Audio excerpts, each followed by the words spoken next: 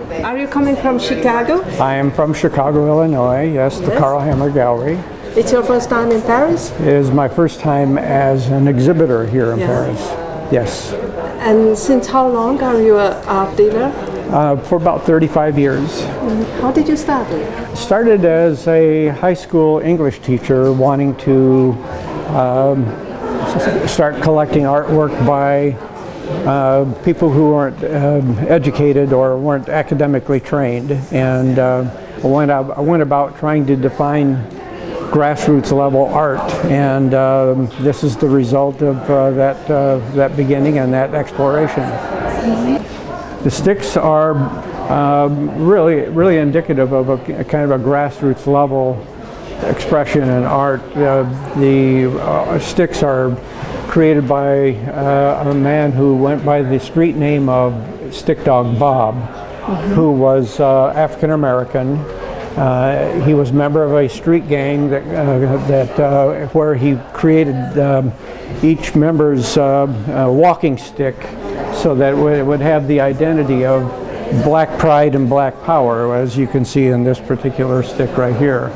And your stick would be something that you were identified with as in terms of who you were, almost as a as your sword or your badge of honor in terms of your identity.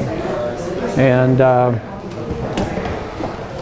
I don't know his real name, but I know him only from his street name of Stick Dog Bob.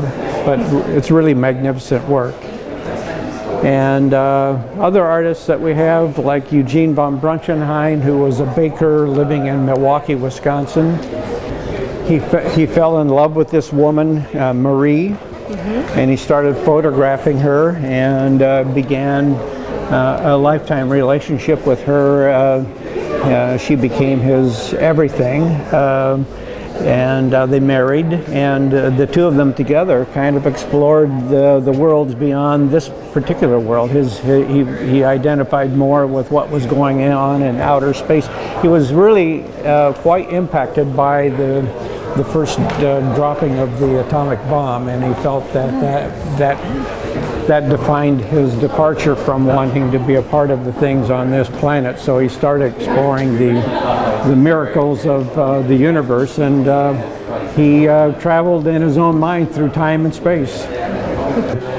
We have some early paintings of his where the catastrophic nature of the atom is depicted in his paintings, and it kind of caused him to look outwardly into the world of space beyond the planet Earth and how much we are close to destroying ourselves.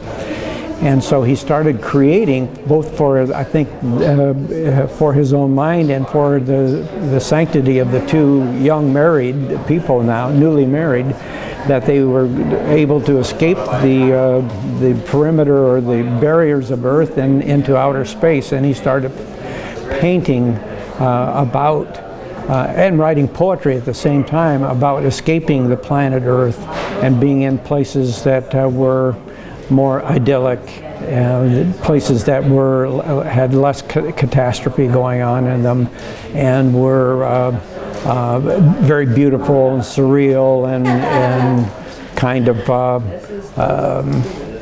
I wouldn't say heavenly, but it certainly was very natural and peaceful and much more spectacular than what the planet Earth was going to end up looking like. So that was a major factor that played in his becoming a painter of this kind of genre, or the kind of landscapes that he depicts in his paintings. Can we see some? You have Surely, a catalog. sure. Well, that's one right there, of course. And then right here, it will show you this. Of course, it gets very fantastic. I mean, the levels of beauty and abstraction here. I'm sorry about that. Yes. Here's some of the creatures from outer space. What did they say? He calls this Han Imperialis. This one here is untitled, but And then we have one called Fanater Pictorium, and he invents these kind of Latin-sounding terms. Once this flame I see, turquoise kingdom. But if you take a look at this is a depiction of the atom of the H-bomb. And in this one here, which I think says it all about him, the danger we face, 1954 is when the bomb was dropped. And the atomic era was very frightening to him, and it made him look elsewhere for both escape and the pursuit of something more suitable for the two of them could live in. Of course, it was a fantasy in most respects, because the two of them kind of lived very tightly and very kind of exclusively together, and didn't share their lives pretty much with anyone else. And as a result, you know, it was kind of a self-preservation kind of tactic, and escapist kind of thing to paint like this and to write poetry like this. There are a couple of poems in here that I think are very appropriate in that respect. One that I like the best here is, here's one, A Journey to the Edge of the Universe. I journeyed to the edge of the universe where stars collide and end in dust. The junkyard of the universe where inky darkness lasts from millennium to millennium, far, far into the unwanted portion of time, where all is calamity and disintegration, beyond which was only empty darkness, where a whisper never heard at the fringe of no tomorrow, where life would have no meaning, no place. In this abandoned portion of deepest space, where time steers monstrous rivers of refuse along empty forlorn voids of empty darkness in forsaken reaches of the unknown, in a journey lasting for ages, only God and time can right the wrong of this. I journeyed to the edge of the universe, beyond which there is no wall, because beyond every wall, something else exists.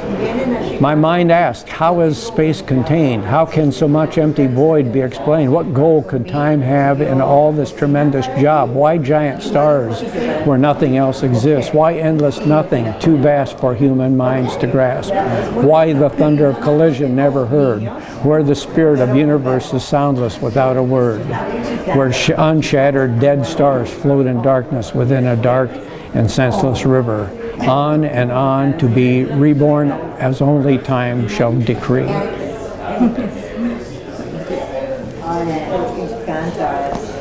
This artist, C.J. Pyle, is a interesting artist. He does all of his drawings with ballpoint pen. He calls it his twisted rope drawing technique. He was taught to tie certain kinds of knots as a young boy by his father, who tried to keep him preoccupied, and the impetus to create artwork came out of that rope tying or knot tying technique, and he calls it his twisted rope drawing technique. Well, I hope this art fair will be very successful for you. Thank you so much. Thank you. Thank you. Yeah, nice speaking with you.